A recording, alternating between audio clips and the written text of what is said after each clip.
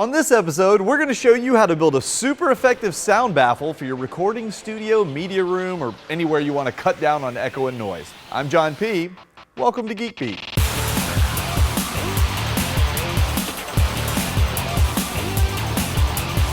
If you've got a room that has a lot of hard, flat surfaces and you really want to cut down on the echo, there are a couple of options.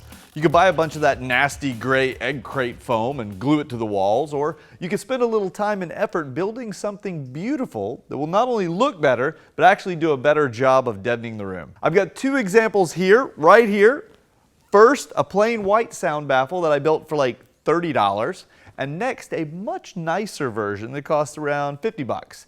Let's take a look at how to build them. First up, these sound baffles are constructed around standard Owens Corning 703 2 foot by 4 foot by 2 inch fiberglass boards that you can get from Amazon in a pack of 6 for about 100 bucks.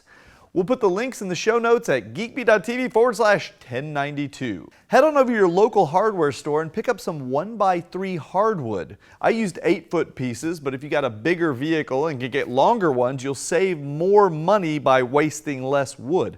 For each baffle, you need to cut 4 pieces that'll go together to become the frame.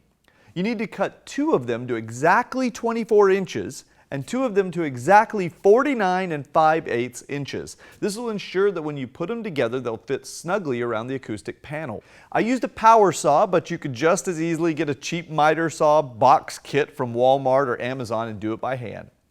With the frame pieces cut, it's time to assemble. Now, this is very important. Make sure that the 24-inch sections are inside the 49-inch sections so the panel fits inside of all of that. And by the way, you should wear breathing protection and gloves when handling fiberglass. Now, I used a nail gun, but you can use wood screws. Be sure to drill pilot holes if you screw them so that the wood doesn't split.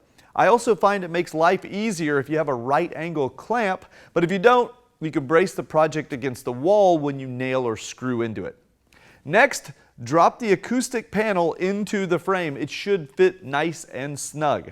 At this point, you're ready to trim the fabric you want to use as the cover. Now, I got some thick, plain white fabric at Walmart for about $4 a yard, and you need to trim it so that you leave enough room to wrap the fabric completely around and staple it inside the frame.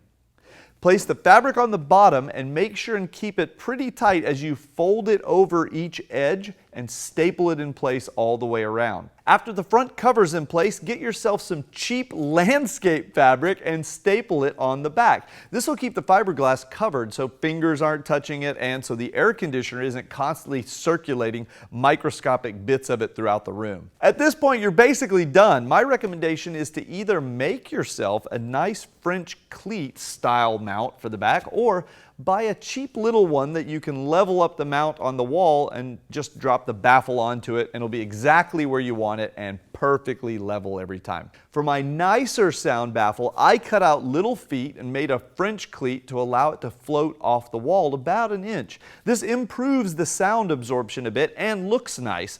Combine that with a custom fabric selection to match your decor, and you've got the equivalent of $250 to $300 custom panel for around 50 bucks. Hope that helps out. If you build some, tweet me a photo to @JohnPose so I can see what you did. That's it for this episode. The links to all the parts along with more photos and step-by-step instructions are at geekbeat.tv/1092. I'm John P. Thanks for watching.